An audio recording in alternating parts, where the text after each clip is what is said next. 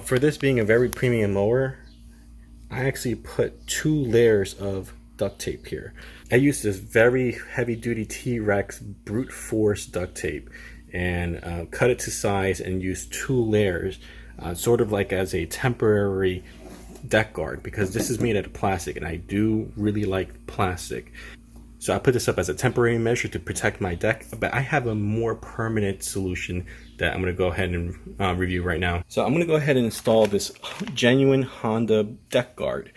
It's unfortunate, this being a very premium lawnmower, I got this for about $750, that it wasn't included. And reading the owner's manual, hidden in there and part of the accessories list was a deck guard. I looked up the part number and I came up with this. It was a little difficult to find. I ended up having to buy this off of eBay. I got lucky and got this for about $18, but it can range anywhere between, $18 up to like $35, just depending on where you buy it from. In any case, I'm going to go ahead and try to install this. I'll show you the parts number, the way it looks like on the screen right now, as well as installation instructions. Feel free to pause and review the installation instructions that I posted.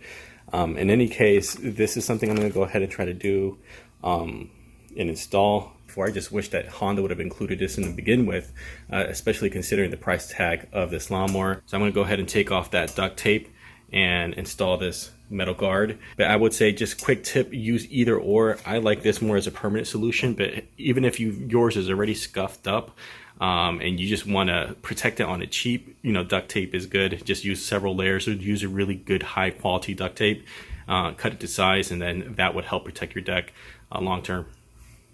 So I got the lawnmower up here on a workbench. I will tell you, this thing is heavy, so if you have anybody who can help you lift it up and put it up. So in reviewing the instructions, it looks like I need a punch and a drill, or a drill bit. I don't have a traditional punch, so I'm going to try to makeshift something. Hopefully I do have the right drill bit, and according to this. So the way the instructions are is that you have to measure a certain area, use a punch to outline the hole, and then use a drill to actually drill in a 17/64 drill bit. See if I have the right bit and start this off. So I have this Harbor Freight bit set here, and according to instructions, I need a 17/64. Let's see, do I have that? Crap. I do not have a 17/64. Actually, on second thought, I do have this backup drill set that is old. But let's see, go ahead and see if I can find it. Is this it? That's it. This is the 17/64. All right, back in business. When it comes to a punch, because I don't have an automatic punch, I'm going to try to get creative and probably use a manual punch and a hammer. I think it should be good enough. All right, so the first step I have to do is I actually have to remove all this duct tape, so we can do that. So I'm not an expert. I actually had to look up Google. I wasn't really good at fractions, but I made 2 little dots on a measuring tape. First dot on the left is the 5/8 inch mark, and the second dot is the 3/4 inch mark.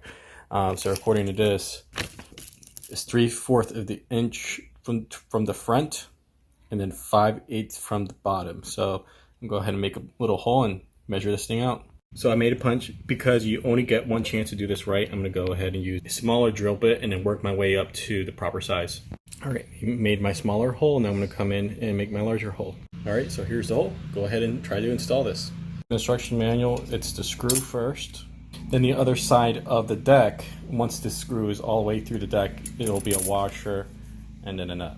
So it says do not over tighten it, just put it on finger tight and then drill the second hole and follow the instructions. So go ahead and try to do that now. All right, so I got it somewhat in there. So there's the screw, and then behind the deck I have one of these. So what I'm going to go ahead and use is this is a 11mm wrench. I'm going to go from behind and hold it and use a flat head and try to just get it on a little bit tighter. I don't want it real tight, I just want it somewhat loose, but this is way too loose, so just going to show you the tools that you'll need. Alright, so I have it a little bit better secure, but it's still fairly loose, and what I'm going to do is eyeball it and then use a Sharpie and make a little mark as to where it is I want this to be. Alright, so I made a little mark with a Sharpie. I'm going to go ahead with a smaller drill bit and pretty much rinse and repeat. Do the same thing, make a smaller hole, follow up with a bigger hole, and continue with the installation. Alright, so this is very loosely on right now. What I'm going to go ahead and do is use a clamp and clamp it down in the middle, and then follow up and tighten each screw. I'm going to go ahead and alternate, tighten this a bit, tighten this side a bit, and just kind of go back and forth until they're fully tight. And hopefully I reduce the risk of having a gap. And honestly, I don't really care if there's a big gap. The whole purpose of this is just really to protect the deck. So if there's a little bit of a gap, I mean, it's metal on plastic, nothing's really going to happen. All right, and this is finished product. So now I have a metal deck guard to protect my deck from scuffs, mowing right up against the fence line or mowing right up against my flower bed. Hopefully this does not scuff up. Now it does have a bit of a gap, but I honestly don't care.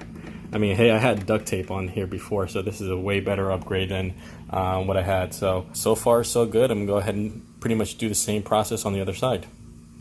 And this is how it looks like underneath the deck. One side and the other side. Alright, so here's the final installation. A little bit of a gap on this one. This is my first one. And on the second one, it's much better. What I did is when I made the second hole, I made it just a little bit off center to the right, so that it would sort of stretch out this metal bar. Now keep in mind, this metal bar is straight, so you are bending it onto and conforming to the deck. But this one, much smaller gap because I did this hole just a little off center. So my lesson learned, now if I can go back in time 15 minutes ago when I started this, I would have used Loctite. It's still not too late, I can still put Loctite on it, but I'm going to keep an eye on it. This is a lawnmower, it does vibrate. When I do turn this thing over to its side to wash the deck, I'll keep an eye on this, and if it looks like it needs some Loctite, I'll loosen it and then put this on. But so far, so good. It looks a lot nicer with this metal deck guard. I'm going to take it off the stand and go ahead and start it. Alright, so this is an area that you definitely want the deck guard. Right up against this railing over here. My deck was scratched right up against it, so with this deck guard, I'm hoping that it will help.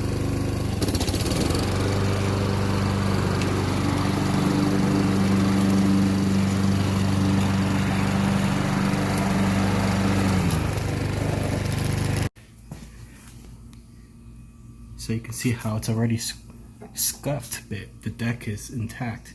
So it did protect my deck. Hopefully this was helpful for the folks out there who are interested in it. I didn't really find much on this deck guards. I'll leave a link to the Amazon link for this deck guard, but you can find it at other places for a lot cheaper as well too. But if you're interested in it, if you have an HRX217, I would strongly recommend this. Even if your deck is already scuffed up, just go ahead and cover it up and protect it from any further damage.